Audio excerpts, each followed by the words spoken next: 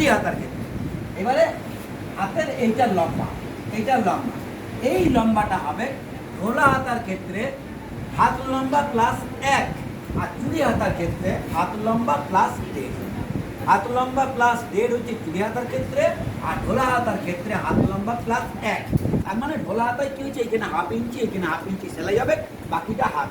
আর চুড়ি হাতার ক্ষেত্রে কি হচ্ছে না, এইখানটায় হাফ ইঞ্চি সেলাই হচ্ছে, নিচটাতে 1 ইঞ্চি মোড়া দিচ্ছে, তাহলে এইটা হবে হাত লম্বা। তাহলে আমি কি করবো, হাত লম্বা প্লাস হাফ, নিচে মোড়ার জন্য 1।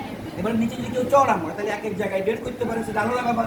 এবার এই মাপটা ছাতির মাপের 4 ভাগের 1 ভাগ, যেমন ইয়ার আছে তেমনি ইয়ারও হবে, একই দুটাতে। ছাতির মাপের 4 ভাগের 1 ভাগ মানে 9। যদি 9 না পান তাহলে আপনি সর্বোচ্চ মাপ যেটা আমরা এখানে বলি 8.5, 8.5ই দিবেন। যদি না পাওয়া যায় কাপড়ে পর্যন্ত হলে ছাতির 4 ভাগের 1 ভাগ, আর এইটা হচ্ছে ছাতির মাপের 8 ভাগের 1 ভাগ থেকে হাফ ইঞ্চি কম।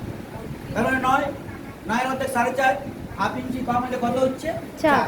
এইটা 4, এটাও 4, এটাও 4, এটাও 4। ক্লিয়ার? এই মাপটা ইয়ার তত একই আছে। শেপটা যেমন আমি দিয়েছি সেইভাবে সুন্দর করে দিবেন, যেমন কোনো কোণ না আসে, কোনো কোণ যেমন না পড়ে, আজকাল যেমন খুলে না যায়। খুলে যদি যায় তাহলে এই জায়গাটা নিয়ে খুলে যাবে, আর কোণ হলে একটা কোণ এনে দাঁড়িয়ে যাবে। ঠিক আছে? মুহুরি, ইয়ার মুহুরিটা মুহুরি অর্ধেক থেকে 1.5 ইঞ্চি বেশি। ইয়ার মুহুরির মাপ দেওয়ার দরকার নাই, যতটা আছে এইটা ততটাই রেখে দিবেন।